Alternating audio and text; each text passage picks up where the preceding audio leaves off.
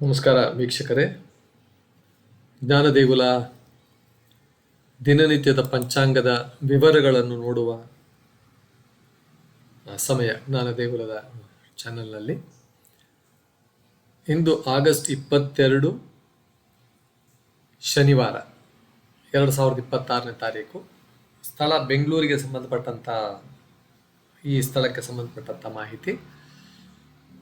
ಶ್ರಾವಣ ಶುಕ್ಲ ಪಕ್ಷದ ದಶಮಿ ತಿಥಿ ಇದು.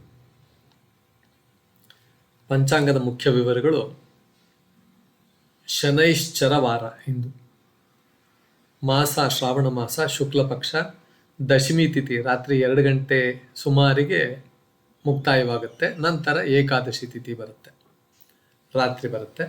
ನಕ್ಷತ್ರ ಜ್ಯೇಷ್ಠ ನಕ್ಷತ್ರ, ಮಧ್ಯಾಹ್ನ 2 ಗಂಟೆ 48 ಇರುತ್ತೆ. ನಂತರ ಮೂಲ ನಕ್ಷತ್ರ. ಯೋಗ ವಿಷ್ಕಂಭ ಯೋಗ, ಅದು ದಿನವಿಡೀ ಇರುತ್ತೆ ಇಂದು.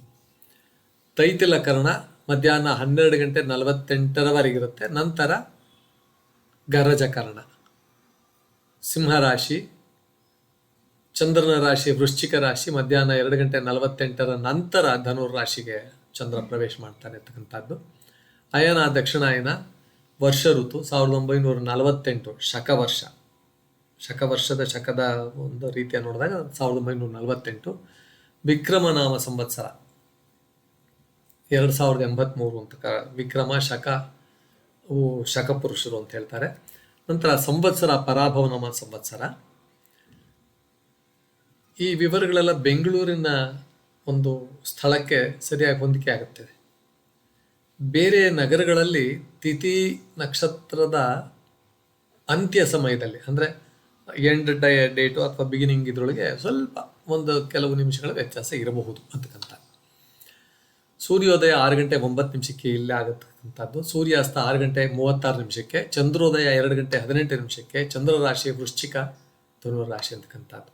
ರಾಹುಕಾಲ ಶುಕ್ರವಾರ ದಿವಸ 9 ಗಂಟೆ 16 10 ಗಂಟೆ 49 ತನಕ ಇರುತ್ತೆ. 9 ಕಾಲಿಂದ ಪ್ರಾರಂಭ ಮಾಡಿ 11 ಗಂಟೆ ಅಂತ ಹೇಳ್ತಾರೆ. ಅದನ್ನು ಅಪ್ರಾಕ್ಸಿಮೇಟ್ಲಿ, ಬಟ್ ಡೆಫಿನೆಟ್ ಆಗಿ ನೋಡೋದಾದರೆ 9 ಗಂಟೆ 16 10 ಗಂಟೆ 49 ತನಕ ಇರುತ್ತೆ. ಯಮಗಂಡ ಕಾಲ 1 ಗಂಟೆ 56 3 ಗಂಟೆ 29 ಮಧ್ಯಾಹ್ನ ಇರುತ್ತೆ. ಗುಳಿ ಕಾಲ 6 ಗಂಟೆ ಬೆಳಗ್ಗೆಯಿಂದ 7 ಗಂಟೆ 42 ತನಕ ಗುಳಿ ಕಾಲ ಇರುತ್ತೆ. ಅಭಿಜಿತ್ ಮುಹೂರ್ತ 11 ಗಂಟೆ 58 12 ಗಂಟೆ 47 ತನಕ ಇರುತ್ತೆ. ತಿಥಿ ಮತ್ತು ನಕ್ಷತ್ರದ ಒಂದು ಆಧ್ಯಾತ್ಮಿಕ ಒಂದು ರೀತಿಯಲ್ಲಿ ನೋಡೋದಾದ್ರೆ, ಅರ್ಥ ನೋಡೋದಾದರೆ, ದಶಮಿ ತಿಥಿ, ದಶಮಿ ಧರ್ಮ, ನಿಯಮ, ಡ್ಯೂಟಿ ಅಂತಾರಲ್ಲ, ಕರ್ತವ್ಯ ಮತ್ತು ಸಾತ್ವಿಕ ಕಾರ್ಯಕ್ಕೆ, ಗುಡ್ ಡೀಡ್ಸ್ಗೆ ಮನಸ್ಸನ್ನು ಕೇಂದ್ರೀಕರಿಸಲು ಸೂಕ್ತವಾದ ದಿನ ಅಂತ ಪರಿಗಣಿಸಲಾಗುತ್ತದೆ. ಜ್ಯೇಷ್ಠ ನಕ್ಷತ್ರ, ಇದರ ಅಧಿದೇವತೆ ಇಂದ್ರ. ಜ್ಯೇಷ್ಠ ಎಂದರೆ ಹಿರಿಯರ ಶ್ರೇಷ್ಠತೆ ಮತ್ತು ಹೊಣೆಗಾರಿಕೆಯ ಸಂಕೇತ. ಮೂಲ ನಕ್ಷತ್ರ ಮಧ್ಯಾಹ್ನದ ನಂತರ ಆರಂಭವಾಗುತ್ತೆ. ಇದು ಮೂಲ ಕಾರಣವನ್ನು ಅರಿಯುವುದು, ಆತ್ಮಚಿಂತನೆ ಮತ್ತು ಆಂತರಿಕ ಪರಿಶೀಲನೆಯೊಂದಿಗೆ ಸಂಬಂಧಿಸಿದ ನಕ್ಷತ್ರ ಅಂತ ಪರಿಗಣಿಸಲಾಗಿದೆ. ಇಂದಿನ ಆಧ್ಯಾತ್ಮಿಕ ಆಚರಣೆ ಶನಿವಾರವಾದುದರಿಂದ ಶನಿದೇವರ ಸ್ಮರಣೆ, ಎಳ್ಳೆಣ್ಣೆ ದೀಪ, ಹನುಮಾನ್ ಸ್ಮರಣೆ ಮತ್ತು ಭಗವನ್ ನಾಮ ಜಪ ಮಾಡಬಹುದು. ಶ್ರಾವಣ ಶುಕ್ಲ ಪಕ್ಷವಾಗಿರುವುದರಿಂದ ಶ್ರೀಹರಿ, ಶಿವ ಮತ್ತು ದೇವಿ ಆರಾಧನೆ, 3 ದೇವತೆಗಳ ಆರಾಧನೆ ಮಾಡಬಹುದು. ಜಪ, ಧ್ಯಾನ ಮತ್ತು ದಾನವನ್ನು ಭಕ್ತಿಯಿಂದ ಮಾಡುವುದು ಶುಭಕರ ಅಂತ ಹೇಳ್ತಾರೆ. ಇಂದಿನ ಸಂದೇಶ: ಧರ್ಮದಿಂದ ನಡೆದು ಭಗವಂತನನ್ನು ಸ್ಮರಿಸಿ ಮನಸ್ಸನ್ನು ಶಾಂತವಾಗಿರಿಸೋಣ. ಶುಭಂ ಭವತು ಅಂತಕ್ಕಂಥ